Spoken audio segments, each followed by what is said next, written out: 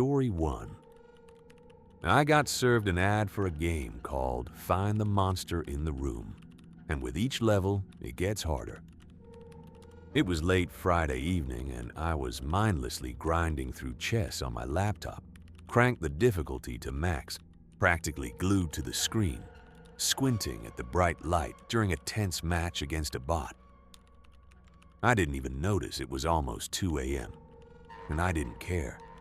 My aching back hinted I'd been sitting like that for several hours. Again, didn't care.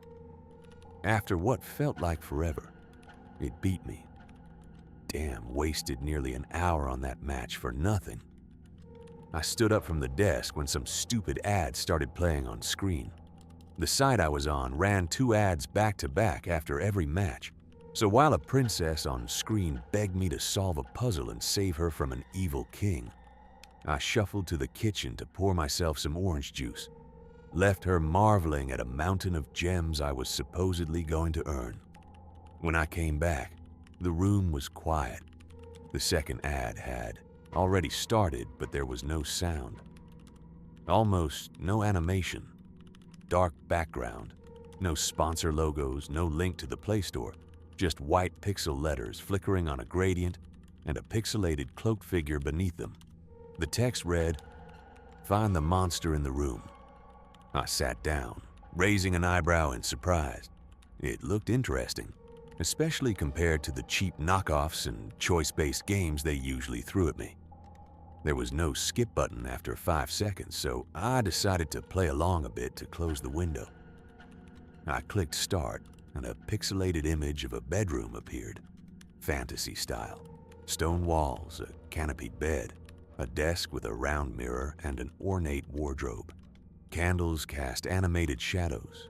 Tiny pixel bats flitted past. In the corner of the room, I clearly spotted a cartoonish vampire, like the one from Hotel Transylvania, sitting hunched over. I clicked on him with a smirk, and he disappeared with a pop. A message appeared. "Congratulations, you saved the princess and found the monster. Continue?"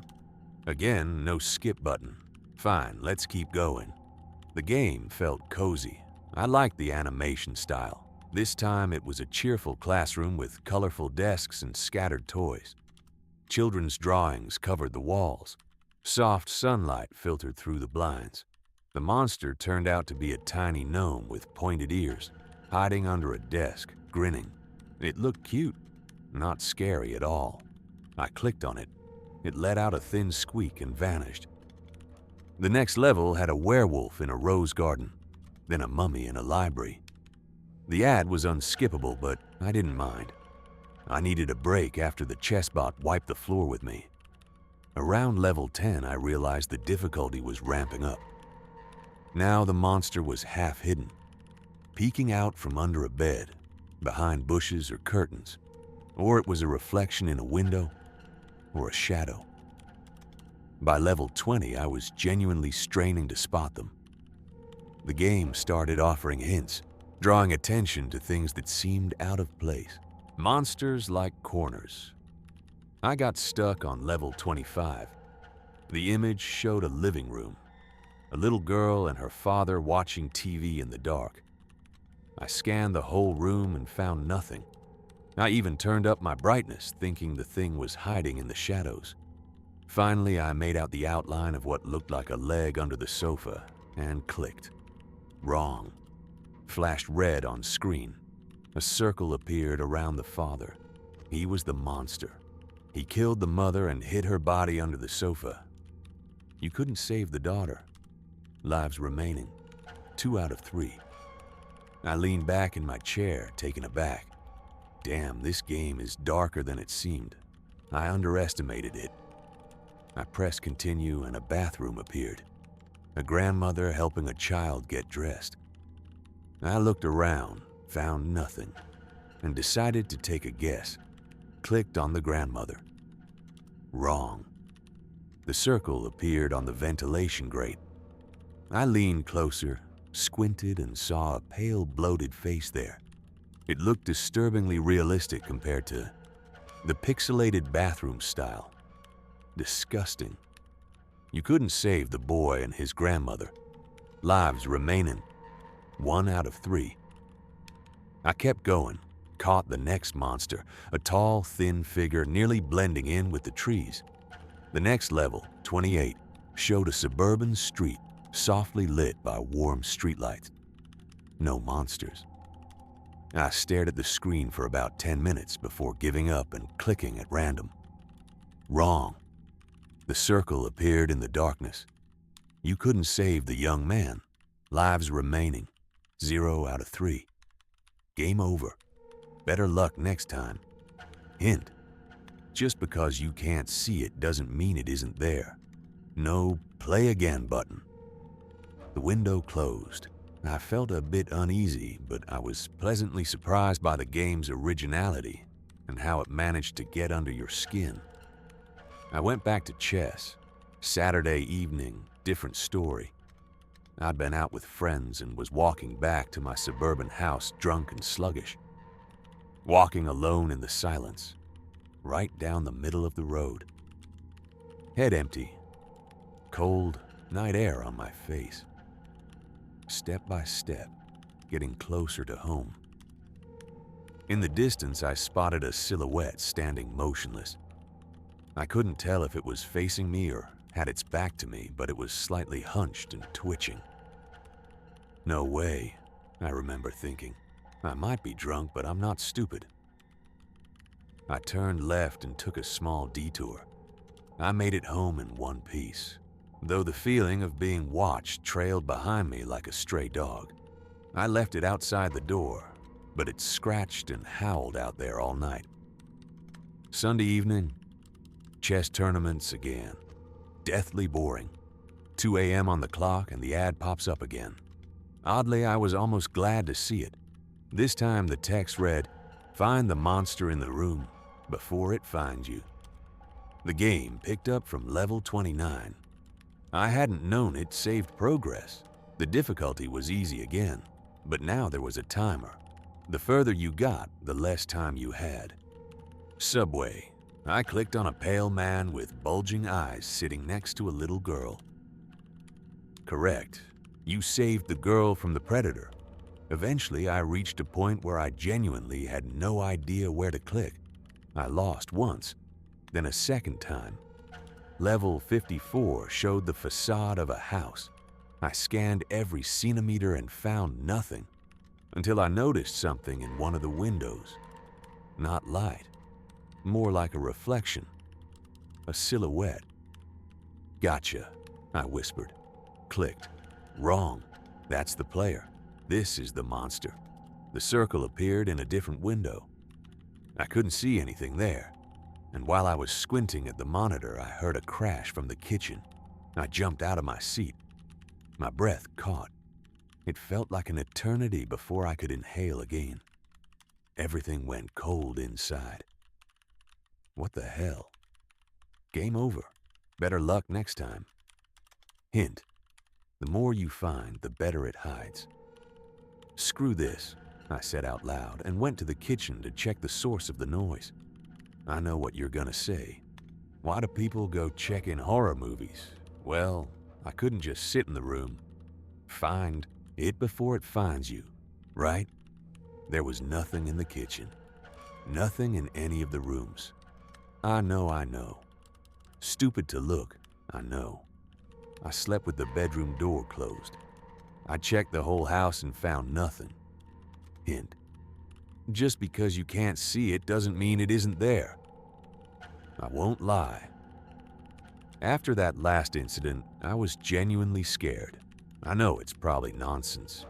I know there are plenty of unhinged marketers and programmers who love messing with people's heads. Maybe the ad was a promo for a new horror film. You know, like those phone numbers you were supposed to call or the random VIS tapes, right?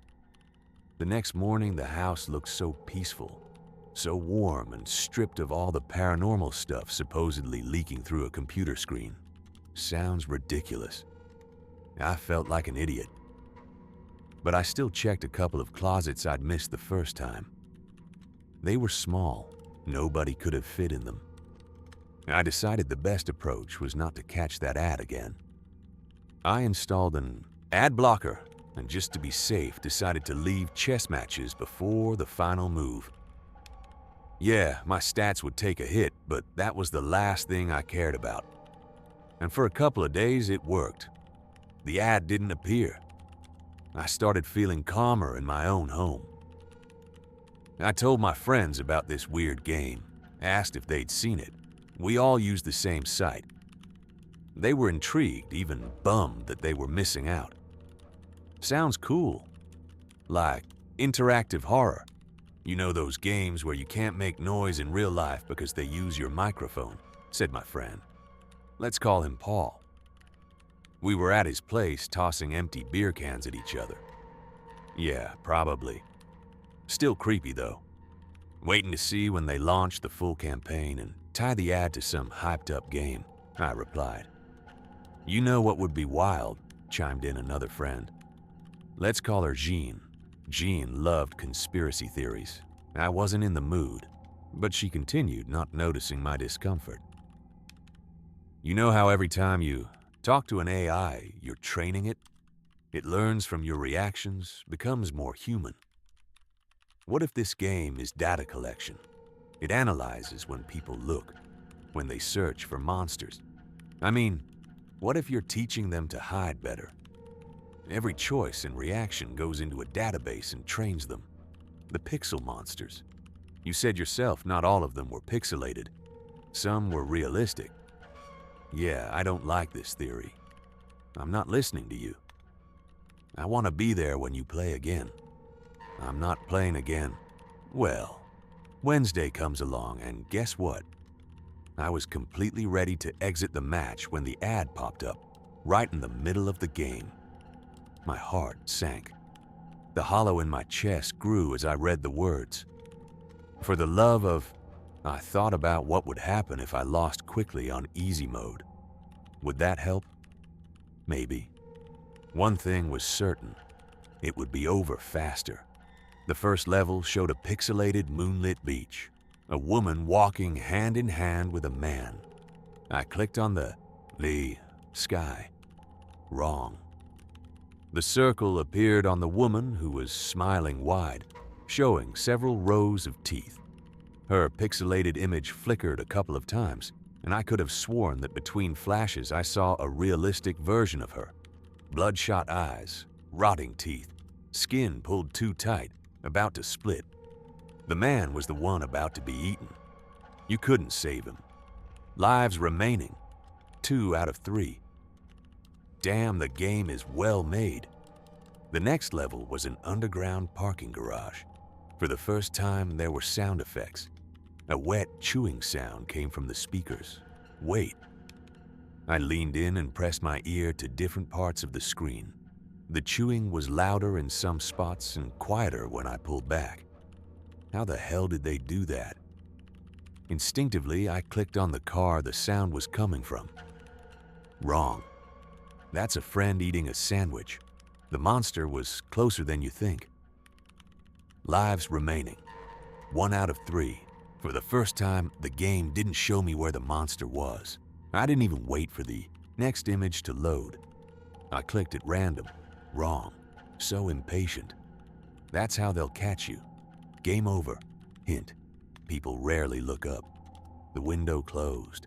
The chess match resumed. I sat there hunched in front of the monitor, my gaze stuck to where the hint had been. The words kept flashing in my head. People rarely look up. I hate this. I hate this game for making me so scared of it. I hate it for making me stare at an empty ceiling. I'm such an idiot for falling for these cheap tricks. Thursday, Paul called. Hey man, that damn ad showed up last night. Genuinely messed up. Whoever made it is a genius. Listen, never mind that. Someone followed me home last night. I sat up straight. What do you mean, followed you? He exhaled nervously. I was sitting in my car eating fast food before going up to my apartment. You know, my girlfriend's on a diet, don't want junk food in the house. Right. So I finish eating, grab the bag, open the door. and when I step out, my foot lands on something. On something? Yeah, something soft. His voice dropped, and the moment I put my weight on it, it jerked sharply under the car. I frowned. Probably a cat or something. No, man. He swallowed. I barely got a look, but I swear to God it looked like a hand. Like it was just sitting there under the car, waiting for me to get out so it could grab me. I snorted. Paul, you're losing it. I'm serious. His voice cracked. I just froze there, standing with my foot raised like an idiot. He went quiet for a moment. What did you do? What do you think? I ran, slammed the door and bolted for the building entrance. And while I was running, I heard something behind me. His breathing picked up, like fast shuffling. Probably just my imagination. Yeah, but my imagination nearly made me soil myself. He paused. I was taking the stairs 2 at a time and barely made it through the door. Silence hung between us. I knew Paul. He wasn't the type to make up stories like this. And against my will, I suddenly thought of the parking garage level I'd played the night before. It felt unbearably, viscerally real all of a sudden. The weight in my chest that had been with me since this game began now crept up to my throat. I didn't tell Paul about that level. I just told him to call the police if he saw anything strange. That same evening, I came home from work, around 8 o'clock. The air felt heavy. My quiet street looked like a film set, an emptied-out stage before a storm. Nobody talking, nobody outside, no dogs barking. Somehow I knew the game would be waiting for me. The thought of playing again caused a physical revulsion, so I decided not to visit that site at all. All my windows were dark.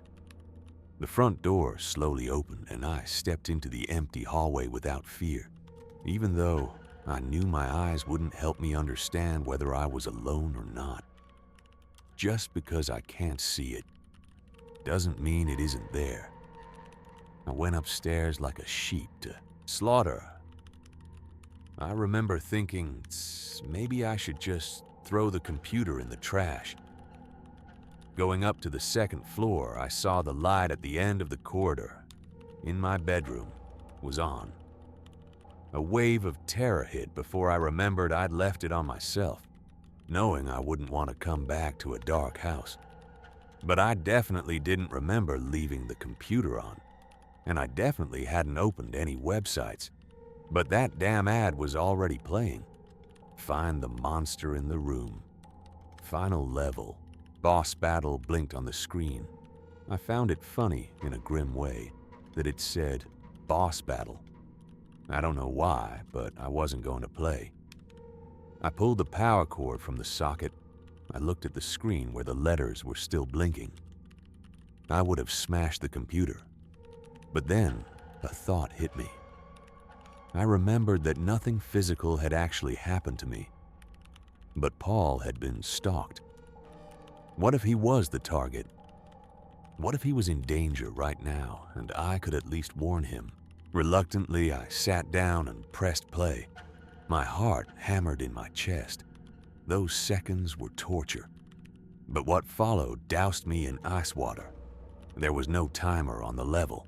I waited for the image to load, staring at the blinking text in the center of the screen. For a moment, I almost smiled.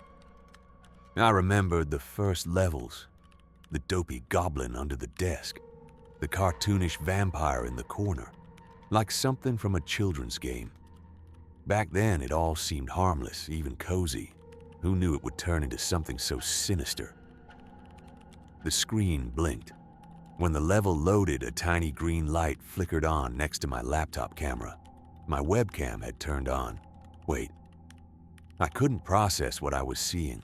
My brain lagged behind my eyes, trying to make sense of the full-screen image. I was watching a live feed of my own bedroom. My terror-stricken face stared back at me from the screen, deathly pale in the cold monitor light. My gaming chair gave a quiet creak as I leaned forward, and I saw The same movement on screen a fraction of a second later. Behind me was the familiar mess of my room. Unmade bed, half-open wardrobe door, the dim outline of a dresser against the wall. I remembered a stupid detail, now useless. When I approached the house, all my windows were dark. I'd actually noticed that as I walked up. So who had turned the light on? I slowly turned in my chair and looked behind me. Nothing. The bed was where it always was. The wardrobe door hung half open, as usual. Shadows clung quietly to the corners of the room, motionless. I turned back to the screen. The feed hadn't changed. My room remained perfectly still, frozen in the dull gray grain of the camera. Nothing was behind me, but just because I couldn't see it didn't mean it wasn't there.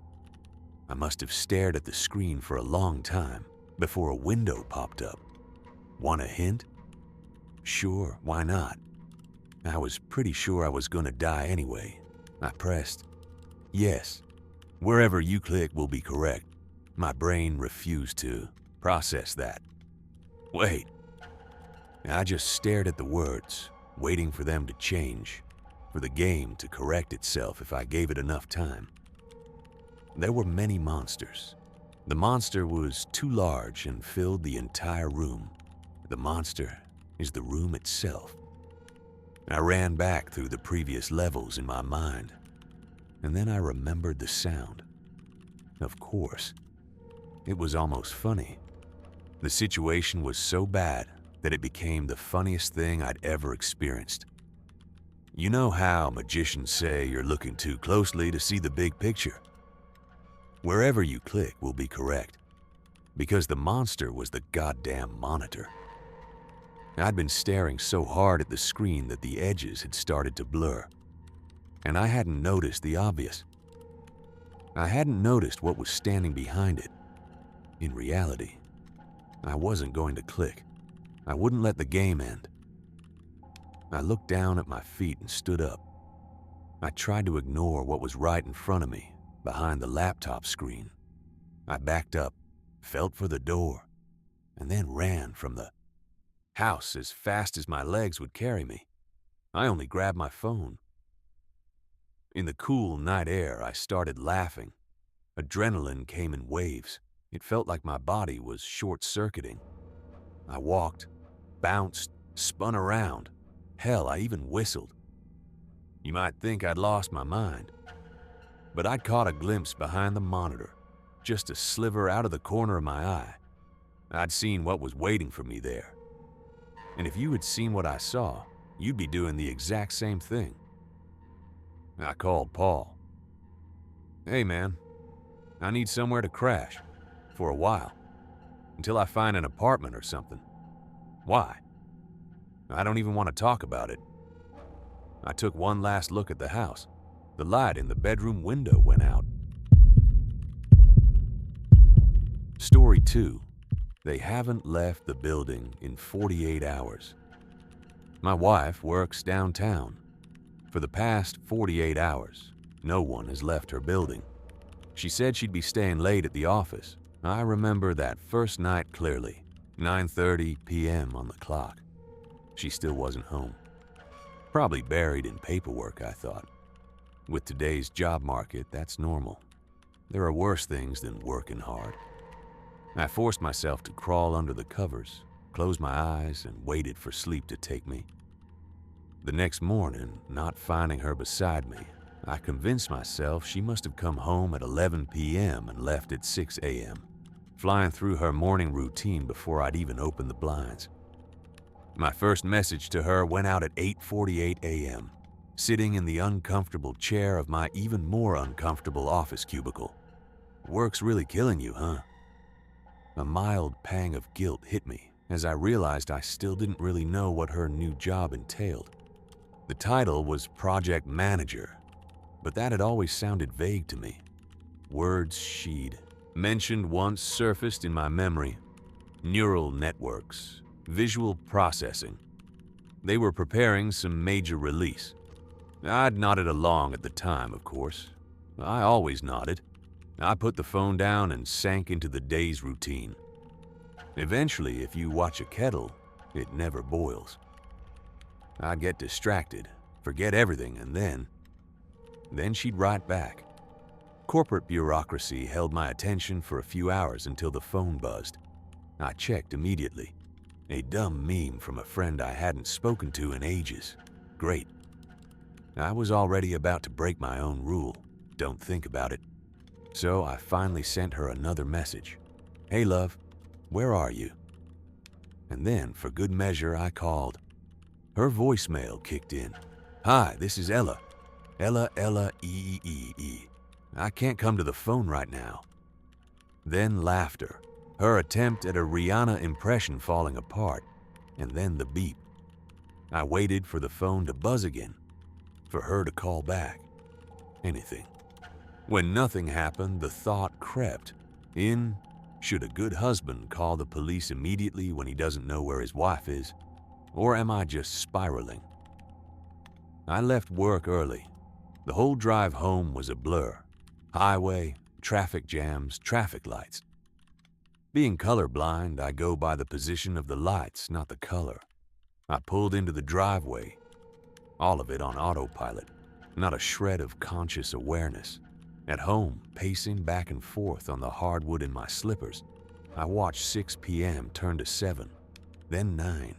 I'd sometimes grab the remote, scroll through some streaming service, hoping the all-seeing algorithm would offer something to drag me out of the anxiety. Nothing helped. So when 10 p.m. came, I called the cops. I got transferred around. After I clarified that it was urgent but possibly not a matter of life and death, a gruff voice on the other end asked when I'd last seen Ella, whether this was unusual for her and whether anything strange had happened recently. I said yes, this was somewhat unusual. And no, everything had been normal until today. He took down her car and license details, said they'd track her phone, and assured me they'd be in touch as soon as possible. Maybe even send an officer to my door. Standard language designed to reassure me right up until I realized they said that to everyone. But the action kick-started my brain. Colleagues. Maybe I was overreacting, but still, colleagues. I spent too long drafting messages to James and Preeti, two of her co-workers I'd met a couple of times at parties. I wished death on people who cut me off in traffic. And yet I agonize over the wording of texts to near strangers. Maybe try therapy? Her voice in my head. Not now, love. I'm trying to find you. I sent the texts to James. Hey James, hope you're well. Wondering if Ella is still at the office. To Preeti, nearly the same. More waiting. In a blur of anxious monotony, I melted into the sofa and ordered a grande mochaccino through delivery for $18, because that seemed like a financially sound decision. I watched the little courier icon crawl through the streets in the app. Jennifer, the courier, had a few more stops. Then a new message on my phone. Hi, this is Matt. Unknown number, but a local area code. I replied, yes, this is Matt. Before I'd finished typing, 3 dots appeared at the bottom of the screen, and messages started coming in one after another. My name is Ken. Not sure if you remember me. We met at bowling 2 months ago. My wife May works at the same company. They're on the same team. The bowling was organized by their colleagues. They let us bring partners. We had a WhatsApp group to coordinate the trip, so I have your number. Hope that's okay. Sorry for texting out of nowhere. I get it, Ken. Yes, I remember. Please go on. My wife didn't come home from work yesterday. I've tried reaching her colleagues, friends, everyone. Nobody knows where she is. I called him. Rings, rings, rings. I was literally just texting you for the love of... Hello? He finally answered. Did any of her colleagues get back to you? I asked. You said you tried to reach them. Did they respond? No. None of them replied. Do you think something happened? Maybe at work. I didn't like the words coming out of my mouth. I'll call you back. I hung up, put the phone down. Ken was already calling again. I took a deep breath and Googled the address of the office tower where Ella worked. It was a new building. I remembered her first telling me about it. "Babe, look," she'd said. "There's a whole page about the amenities." "Sorry, I'm slammed right now." "It's fine. Didn't mean to interrupt. I'll look later, I promise." Of course I never did. Then a knock at the door. Relief and excitement at once, until I opened it and saw a Starbucks bag on the mat. Why do I do this to myself? Why give myself false hope?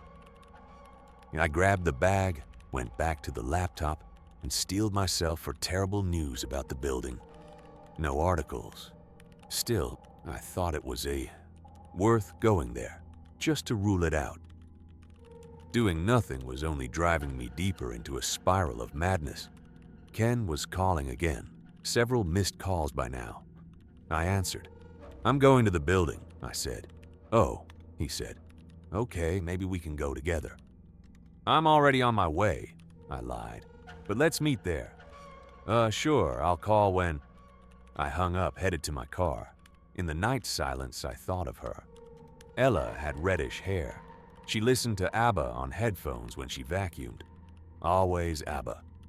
Her favorite thing was shoving her phone in my face to show me something she thought was hilarious, which it rarely was. She loved astrology memes, hated the beach. I never understood why. Our marriage had been rocky lately. We were seeing a counselor. It wasn't so much arguments as it was distance. The last thing she kept repeating was that she was always willing to make sacrifices and change for the relationship.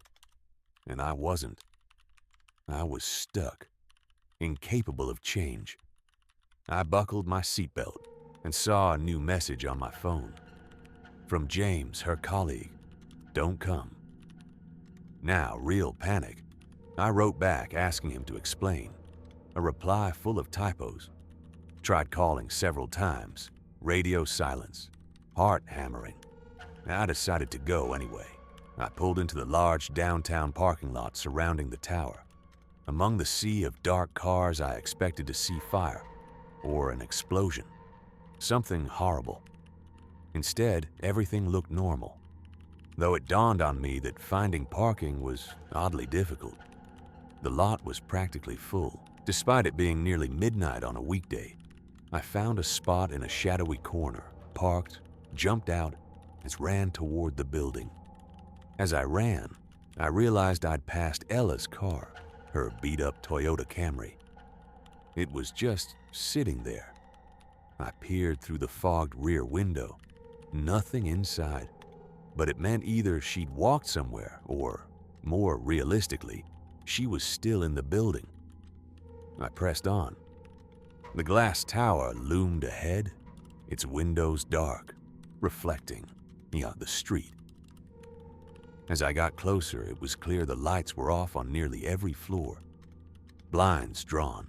At the same time, the sound of tires on gravel.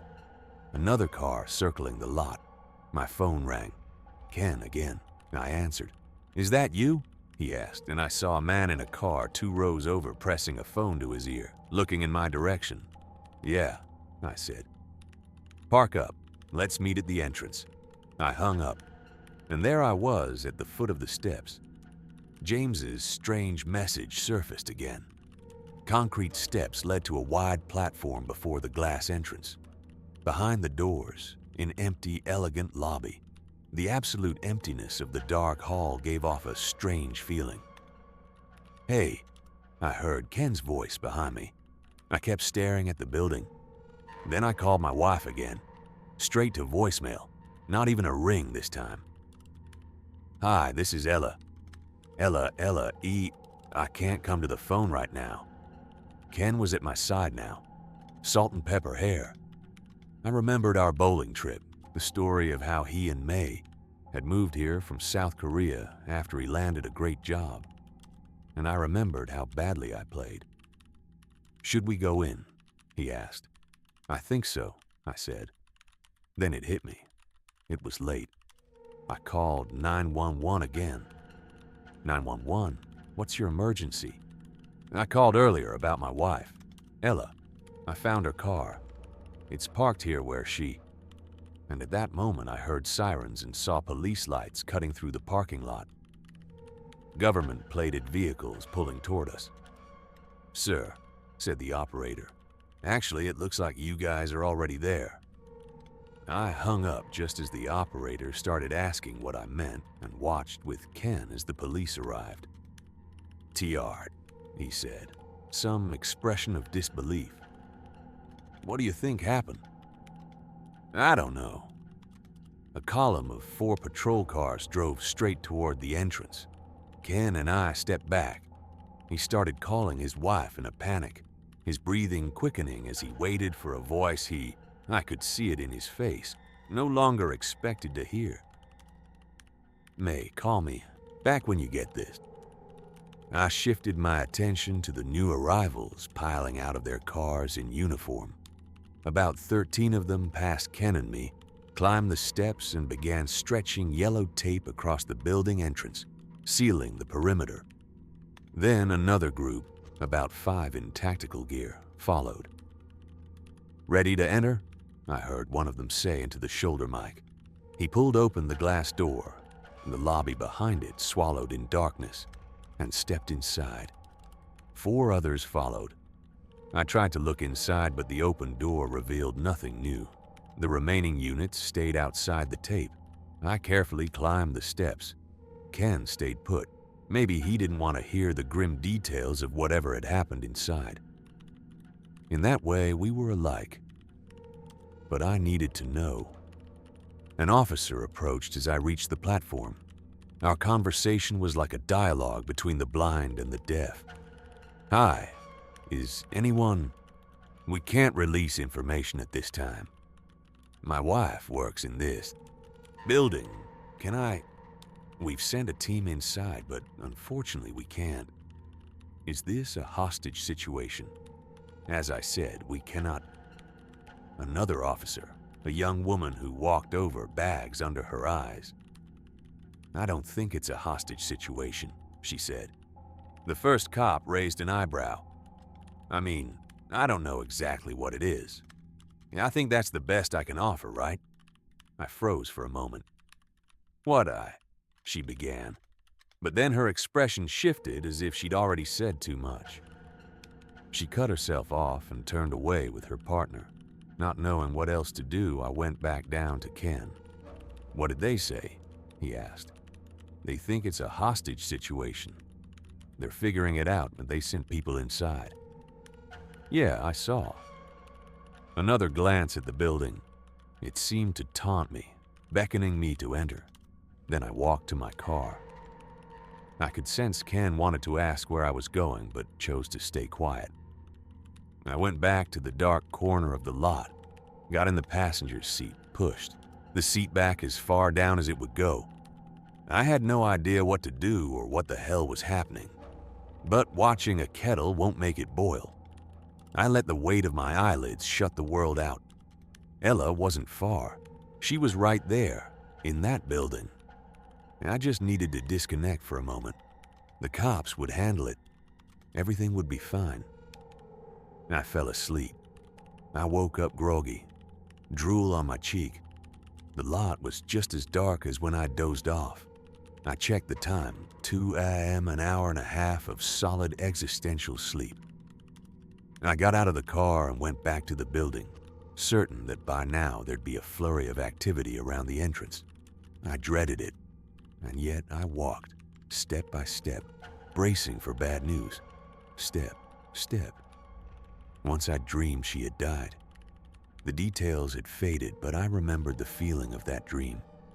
It felt like my life was over, like nothing meant anything anymore. Step, step. My feet brought me back to the edge of the steps where I met a scene that was simultaneously bigger and emptier. Far more police now, more cars, and yet a strange vacancy hung over it all. Not a single soul visible amid this grown operation. Except Ken, of course, who sat hunched on the sidewalk by the steps, eyes half closed, either dozing or zoning out. "Where is everyone?" I called out. A rustle. Someone climbed out from the back seat of one of the patrol cars looking disheveled. The female officer, the one who'd mentioned hostages. "You should leave," she said. "Where did everyone go?" I asked again. She hesitated. "They went inside."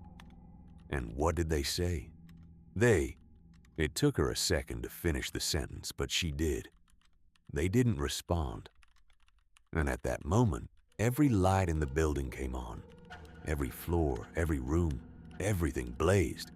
Before I could say a word, it all went dark again. I could only stand there and blink. "Did that just," she said nervously, "did that happen an hour ago too?" "Everyone who went inside," I said, trying to process it. "They just stopped responding." "Yes. The first group never answered the radio. The next team, same thing. Then another group. And now it's just me left." As if reading my next thought. "Backup is on the way," she added. "I was told to stay. To maintain continuity.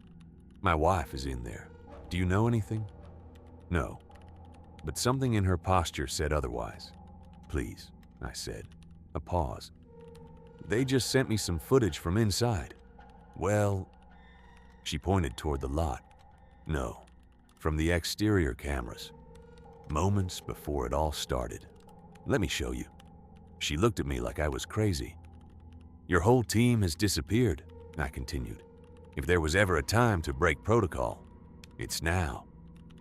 A sharp inhale through the nose, then a barely perceptible nod. She walked to her car. As I followed, Ken jolted awake from his sidewalk nap and jogged after me. The officer glanced back. Her eyes said seriously, "My wife is in there too," he said, having clearly caught the tail end of our conversation. She said nothing, just walked to the patrol car and unlocked the doors. Ken and I climbed into the back seat. She pulled the in-car monitor toward her from the front, tapped a few keys and turned it so we could see. The video showed footage from the corner entrance camera, playing in fast forward. Hours flew past. The timestamp in the corner raced forward. We saw only people entering the tower. No one came out. We reached the moment when the last tactical group went in, and the recording stopped. Then she pressed a button and began rewinding. The clock ticked backward from the current moment. We watched a replay of the last 2 days, until roughly 48 hours earlier, there was the only instance of someone actually leaving the building, a man in business casual attire, shoulder-length hair. The entrance door flickered as he stepped out. Everything went dark for a moment before stabilizing. She paused it. 48 hours ago. The last time anyone left the building. "Do you know who that is?" I asked. "We haven't identified him yet. The team isn't sure whether he's connected to this or whether he just happened to be the last one out."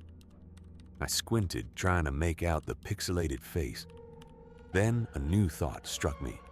I opened the car door and stepped out. "Where are you going?" the officer asked. "I'll be back." "Don't go inside." I ran home. Door, key, turn. I spent an embarrassingly long time hunting for my binoculars, flinging open drawers and cabinets until I found them. Threw them in a backpack, then grabbed tape and a coil of rope I found in one of Ella's craft baskets. With everything in hand, I went back to the laptop. I found information on the company where Ella worked. I pulled up their website. Buzzwords about cutting-edge research in cognitive modeling and visualization kept appearing, opening a new phase of technological evolution for the human race. I navigated to the leadership section. A large photo of 2 founders stared back at me. Both looked to be around 45. Well-dressed. Twins.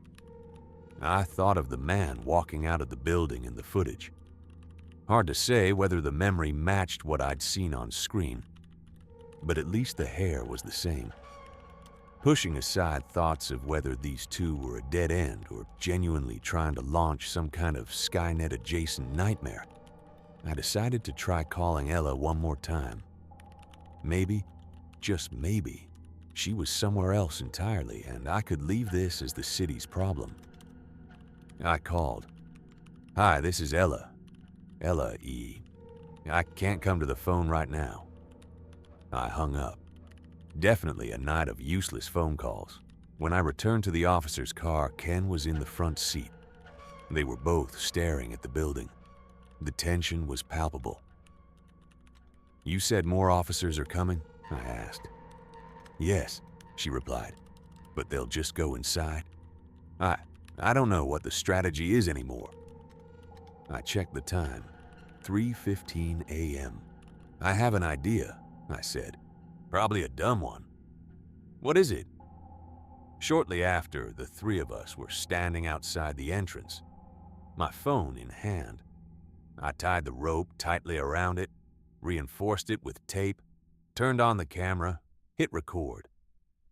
Then, completely certain this would get me killed, I opened the door of the building that no one had been able to leave. And with all the coordination I could muster, I carefully tossed the phone inside, trying to slide it as far as possible while keeping the screen face up. It worked. The phone skidded past the reception desk into the narrow corridor behind it. The door closed. The rope slipped under the glass frame. We stood motionless as minutes dissolved into nothing. Then Ken opened the door again.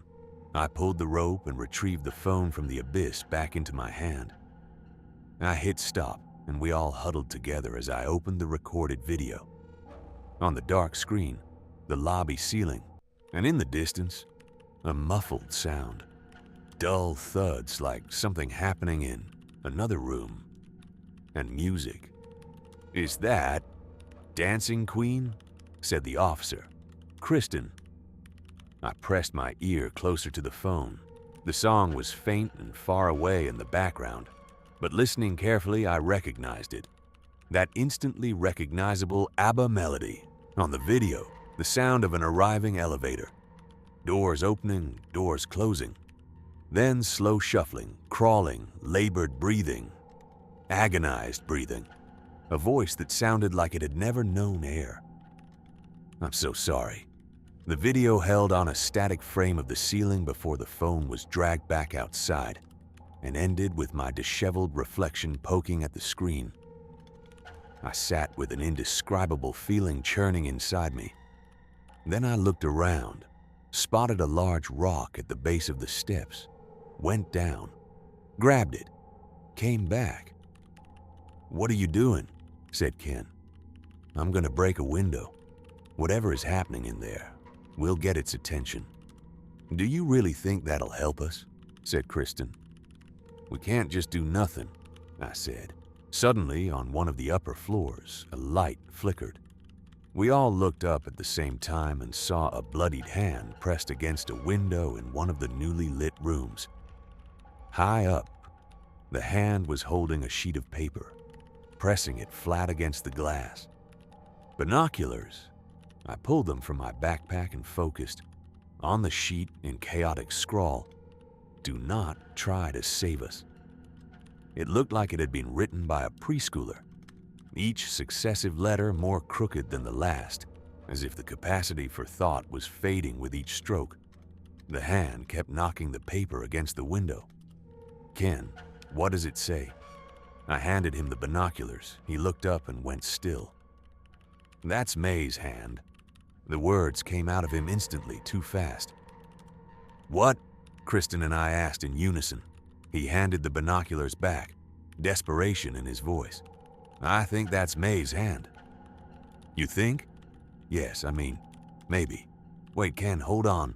I think I saw a blue bracelet," he said with a distant look. I pressed the binoculars to my eyes and looked up, but the hand was gone. Only bloody smears remained. Was there a bracelet? I couldn't remember. "I think I saw one," he continued, voice flat, "like hers. And if she's in danger, I have to go." He lunged for the door. Kristen went after him. For the love of... Get your phone out, I called. What? He asked. If you're gonna be a hero. Matt, what are you doing? Said Kristen. If you're gonna be a hero, answer my call and narrate everything, and we'll come for you. I half expected his expression to change, for reality to catch up with him and the bravery to evaporate. But he didn't flinch. Instead, he pulled out his phone. Call, I said, and he did. The fraction of a second while it rang brought the fantasy that maybe, just maybe, it was Ella calling. Before I returned to reality and answered, Okay, I said into the phone, ignoring Kristen's bewildered look. Describe everything you see and don't stop talking. He nodded, pressed his phone to his ear, and walked into the building. I stayed on the line, Kristen beside me, barely breathing. The lobby is dark, he said. Explain everything. Don't miss any details. Through the glass walls, I could see him taking slow, careful steps, advancing deeper into the lobby. You just killed him, Kristen whispered. Don't say that, I whispered back. Then to him, tell me what you see, Ken. Still the lobby, still dark. I'm heading into the corridor. I can see someone. Something by the elevator. They're on the floor. They look bad. I can see. And then he went quiet. The grainy, distant music started up in the background again. A new track. What? I said. I see, he repeated. You see? Look. Ken, wake up, man. Look. Ken, say something. Ken. 23. I was speechless. 23. What does that mean, Ken? You were just here with us. 23. I heard the phone hit the floor with a clatter. The sound of footsteps. Then silence, except for the grainy music in the background. Until the elevator arrived. Kristen grabbed the phone from me and ended the call in fury. Well, she said, you got what you wanted. He would have gone in anyway, I said. We need to understand what happened. We don't need to do anything. This is a job for the National Guard. We can't keep waiting. Too much time has passed. My wife is in there, yes, and his wife was in there too. Terrible thoughts raced through my mind. I tried to block out the noise. Something took hold of him in there, she went on. Obviously. A new, desperate theory came to me. I had to grab onto it. Sound, I said. What? That's what's capturing everyone. There's something in there. I don't know. Maybe encoded in the music, something subliminal. And you're willing to bet your life on that. Ella is my life. The irony wasn't lost on me. The way I ran to her car, Kristen pulling at the locked door, mirrored the same desperate impulse Ken had just acted on.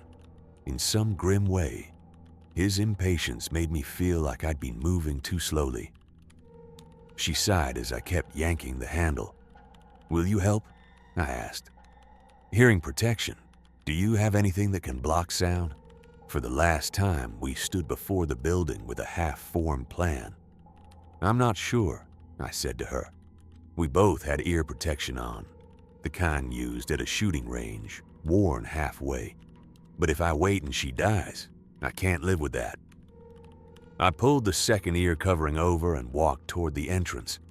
I told Kristen she didn't have to come with me. She could wait for backup, come up with a new plan with whoever arrived. But in the glass reflection, I saw her put her own ear protection on and step up close behind me.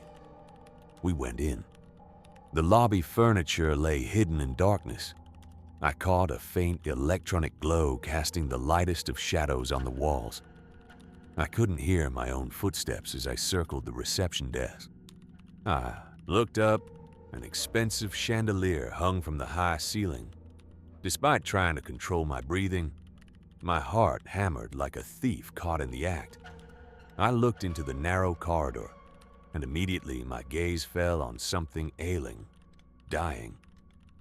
Flesh hung from bones and organs like fabric on a mannequin.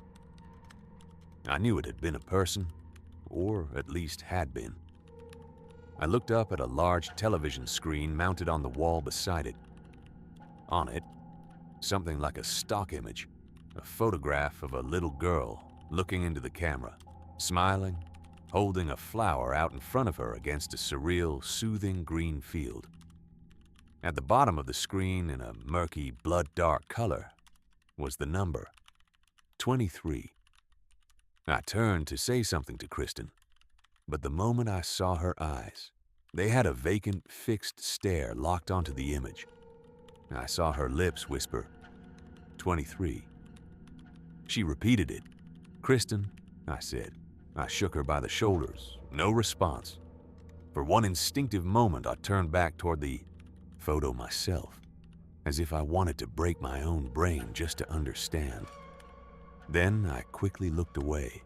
Kristen walked toward the elevator, movements precise, mechanical.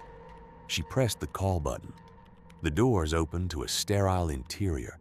I rushed after her and stepped inside. She'd already pressed the button for the 23rd floor.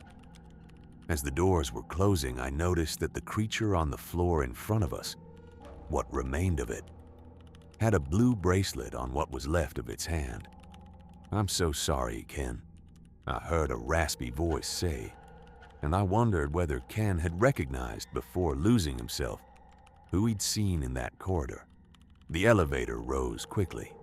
I took off the ear protection and dropped it on the floor. My theory about sound had been wrong. I looked at her. Kristen stared ahead with a blankly lobotomized expression, corporate muzak playing softly in the background. Completely gone. We were getting closer and closer to floor 23. A horrifying mosaic of sounds began, seeping in. And while I wondered why I hadn't been affected the way everyone else had, I decided my best move was to follow Kristen's lead. Mirror her actions exactly.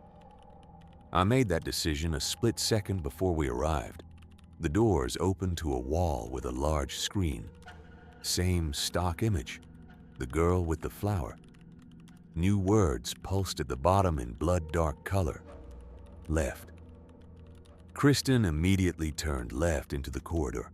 I did the same, matching her step for step. Same rhythm, same speed, the same lifeless, mechanical movements. We reached the end of the hall where another display hung on the wall. Girl with flower, and at the bottom, right. Kristen made a sharp right. I followed, convinced I was walking straight to my own death. I'm coming, Ella. I didn't expect music. A bright synth riff burst into life. I Want to Break Free by Queen. As we marched down the long corridor, a drum machine kicked in, then bass guitar, then Freddie Mercury's voice. The rapid march continued, while I whispered out of the corner of my mouth, Kristen, you in there? No answer. We hit another wall, another TV. Same photo, word at the bottom, left. Another turn into a long corridor. I followed my dance partner. I noticed blood on the floor and a body ahead. A crawling thing. A human. Whatever it was, it didn't look human anymore. Trying to keep pace with Kristen's quick stride, I barely had time to register its contorted features and broken limbs. End of corridor. Another screen. Girl with flower. Left. We followed the directions. We seemed to be approaching some kind of endpoint. Now the screens were on both walls, surrounding us. The girl with the flower repeated again and again. New words pulsed at the bottom, flickering into my peripheral vision. Continue. Don't stop. Prepare to shed. Let everything go. And ahead, open doors to a vast hall. I steeled myself. We walked in. I entered the enormous room and saw a scene for which there are no words. Rows and rows of people. At least some of them looked like people. Others were completely unrecognizable. Most on the floor, dead. Life wrung out of them as if they'd been stuck there for centuries in an instant. Faces sunken, eyelids drooping, some twitching, trembling. On all fours, tendons torn, new limbs growing, shapes shifting. In the darkness of the room, amid the electronic glow of a massive screen, I would have described most of those present as beings beyond alien. Figures stripped of all logic. Noticing Kristen begin to tremble, I mirrored the movement. Those closer to the back of the hall, including Ken, whom I spotted nearby, were shaking, sweating, slowly losing their hair, breaking out in strange sores.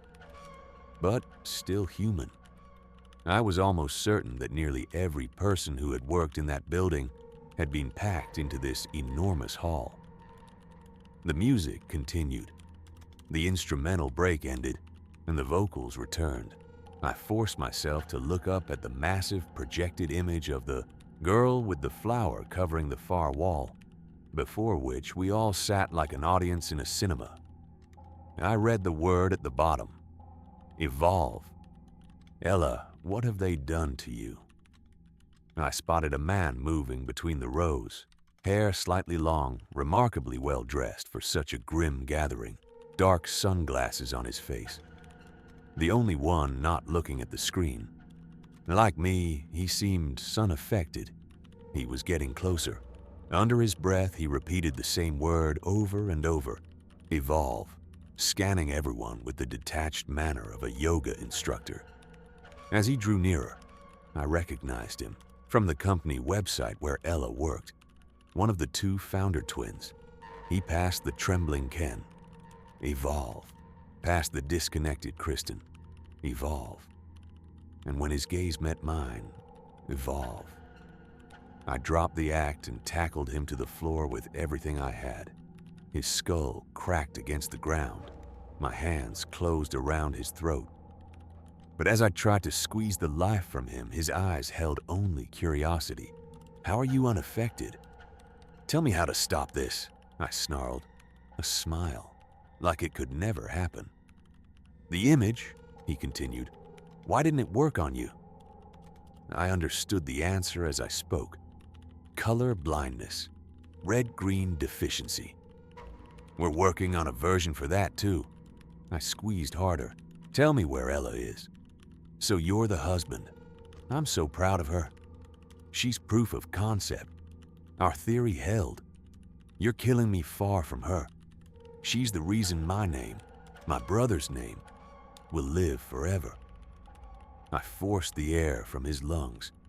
He thrashed, but I held my grip long after the resistance faded. The song ended. I made my way through row upon row of horror to the projector broadcasting the image.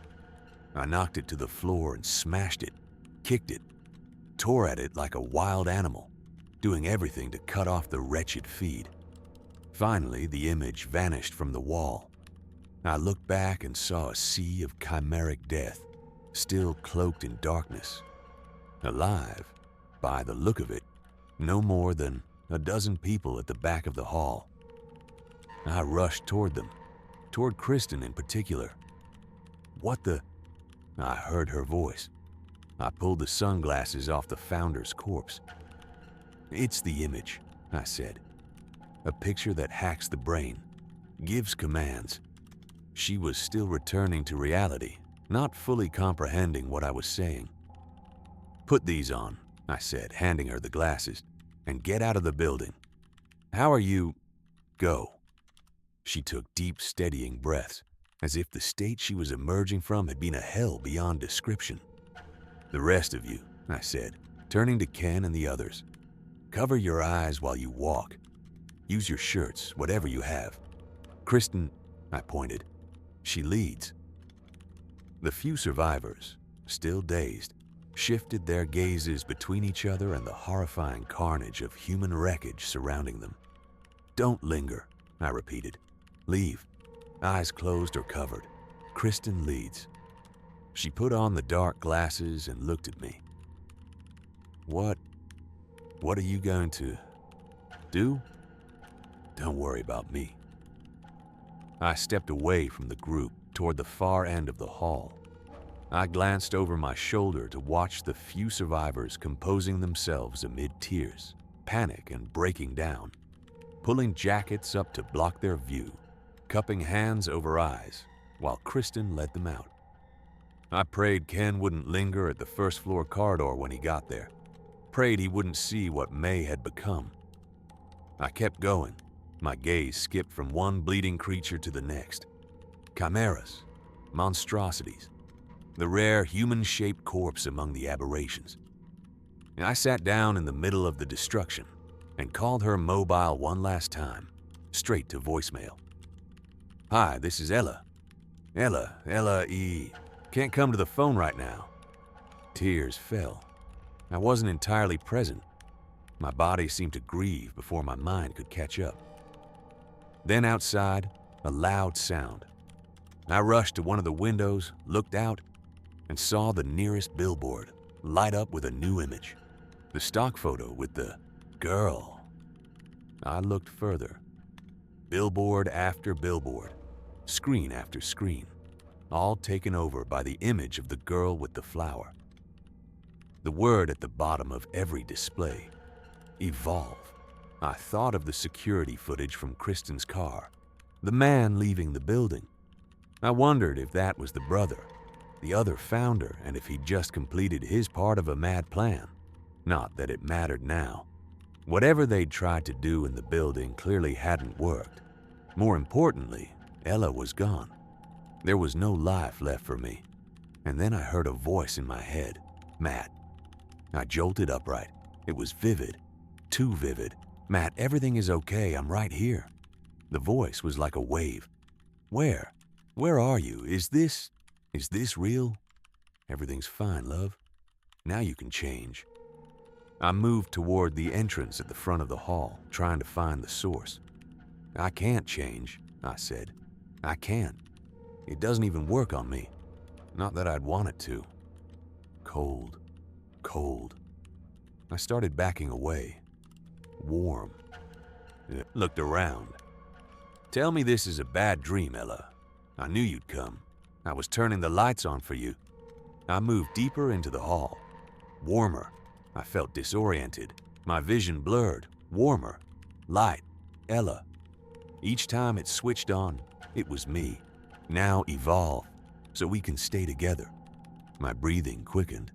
A new kind of terror struck me.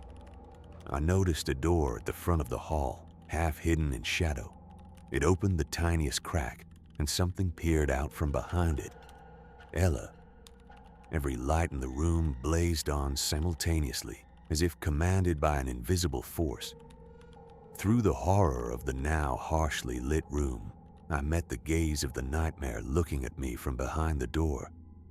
"Ella," I said, "found you."